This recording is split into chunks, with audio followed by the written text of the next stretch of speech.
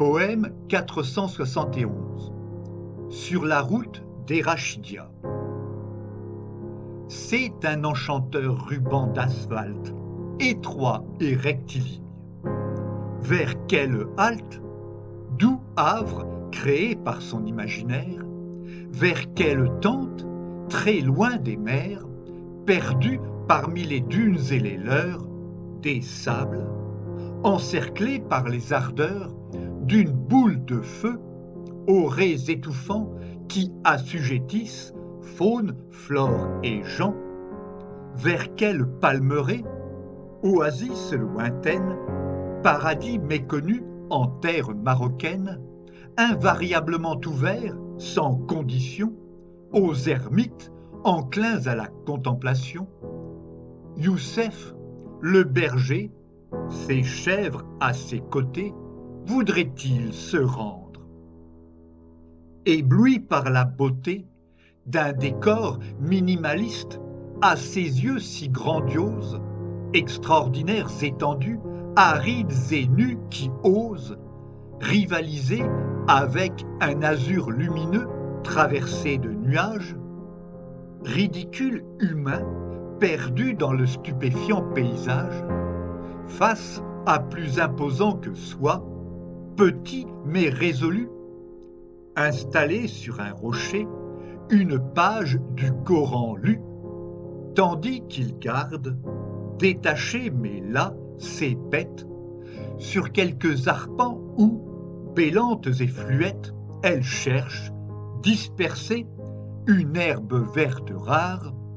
au plus près de coupantes rocailles dont les vieillards s'ingénient à conter aux enfants qu'elles cachent l'entrée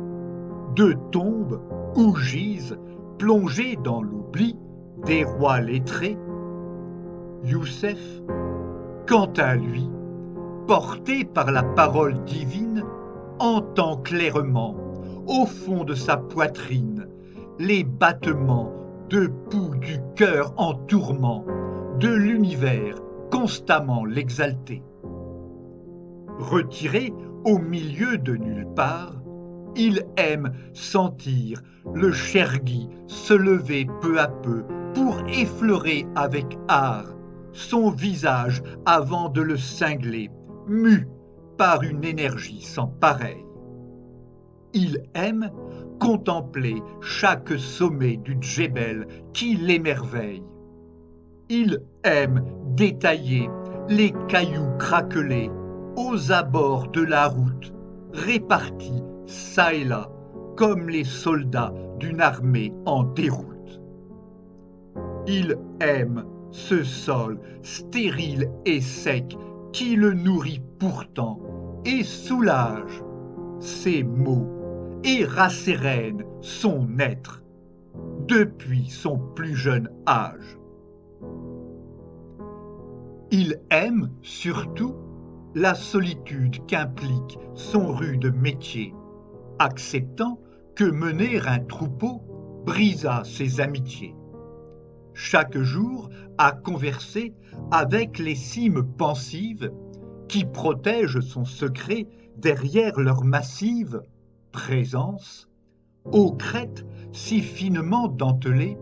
qu'elles dessinent en arabesques annelées, en contraste avec le bleu du ciel victorieux, un liseré de pics inaccessibles mystérieux. Youssef, poussière dans un cadre aussi vaste, ressent l'humilité du sage, discret et chaste, qui épouse la nature, ébloui par sa sidérante magnificence et ses silences qui l'enchantent. Toute mutique qu'elle se présente aux oreilles des hommes, elle a une céleste voix qui éveille Youssef, seul à pouvoir l'entendre à toute heure, assis sur une roche, en main un bâton, en sueur, dans l'axe de la chaussée qui mène vers des cités, tournées vers l'Occident, avec ses fausses vérités, ses brillances, ses chimères, ses factices manières, ces richesses pour lesquelles sa Leïla s'exila hier, partie en un jour de mai avec d'autres migrants, poussés par le fol désir de voir toujours plus grand. Depuis, tant d'années ont passé qu'en éternel rêveur, il a su comprendre et excuser, accaparé par son labeur, celle qu'il aima, jadis adolescent, quand il courait, sans s'attarder un instant sur ce que demain serait, pieds nus, mutins et rieurs, sur l'étendue sans fin, transfigurés par l'ivresse de se fondre au sein du bled majestueux, sautant entre les pierres, fendillées et brûlantes, uniques et familières, qui les avait vus naître pour après s'endurcir. Berbères, ils étaient si pauvres, sans aucun avenir, leur village si petit, perdu dans un coin du désert, ces lubies à elles si contraires à leur vie de misère, que leur enfer de sable, de caillasses et de roches, elle l'avait haï très tôt, à ses yeux bien trop moche. Elle se voyait s'installer dans une capitale d'Europe et, à aucune de ses envies, tenue de dire stop. Féline, idolâtrée par les mâles du fait de sa plastique, elle s'imaginait une reine aux charmes énigmatiques. Tenace, elle avait tant fantasmé sur ces sociétés de paillettes qu'un soir, silhouette fondue dans l'ombre, inquiète, la lune, les étoiles, atterrées par son impulsive décision, l'avaient vue venir en cachette, envahie d'émotion, lui dire adieu. Là, sur le bord du tracé goudronné, face à cet ailleurs vers lequel elle allait, emportée, elle l'avait enlacé, embrassé pour la première fois, mais aussi la dernière, enfiévrée par son fatal choix. Depuis ce douloureux épisode, sur les rives incertaines de son vieil amour de jeunesse, pour supporter sa peine, il laisse le temps dissoudre les souvenirs qui reviennent. Et, s'il pense souvent à Leïla, en chantonnant l'antienne qu'elle fredonnait dans ce no man's land immense, à se rappeler avec tristesse ce que fut leur romance, Youssef sait néanmoins ses désirs apaisés et son âme tranquillisée, qu'il ne reverra plus la jeune femme. Car son destin n'est-il pas d'être là, sur cette ère inhabitée et sauvage, brûlée par les raies solaires, à l'aise avec ce torride climat, épanoui de vivre dans le dénuement, en toute simplicité, ivre des joies et des attentes que dispense sa vie de berger, exercé sur un territoire qui le ravit, tant offert, de l'aube au crépuscule, à son regard ébahi, qu'il se sent comme un obligé plein d'égards envers cette nature qui lui parle et jamais ne lui ment. Sûr que c'est un privilège d'exister dans ce décor vraiment impressionnant où chaleur, lumières et souffle imposent leurs lois, sans pointe accorder aux autochtones une pause, subjugués par leur puissance, ébahis par leur grandeur, sa quête d'absolu, animée par une dévorante ferveur, il ne trouve qu'en cet endroit de quoi la satisfaire.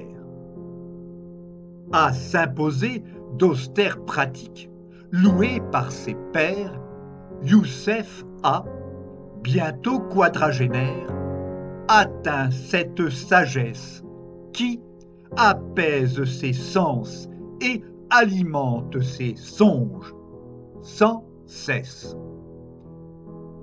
Redevable, il remercie Allah d'avoir créé le monde et de l'avoir doté, lui, du don de voir à la ronde le beau dans les choses d'ici-bas, de s'épanouir dans l'isolement, le travail et l'effort, de grandir dans la méditation, conforté dans cette digne voie par un environnement qui le laisse en fait pantois, mais surtout par ce chemin exempt de virages qui l'incite moins à rejoindre la ville et ses mirages qu'à se donner bien au-delà de l'horizon où ses rêves prospèrent avec ténacité, comme des saints sans trêve, seuls au pied de ces montagnes, au-dessous du ciel, de rester toujours dans cette région providentielle, en accord avec lui-même. Et c'est bien ce qu'il vit. À tout instant, à ressentir le besoin, jamais assouvi, de se laisser pénétrer par cette paix qui lui fait aimer l'être qu'il est, là où il est, et ce qu'il y fait sans mais, n'aspirant plus, en compagnie des cabris, qu'à se fondre dans ce lieu qu'avec aucun autre il ne saurait confondre, Youssef apprécie de rester mutique et solitaire sur un sol inhospitalier dont l'extrême rudesse à exhorter à l'envol l'esprit lui enseigne l'art de jouir des simples bonheurs qui, avec la maturité, tempèrent étrangement les cœurs. Poème écrit par Philippe Parrot entre le 10 et le 18 mars 2021.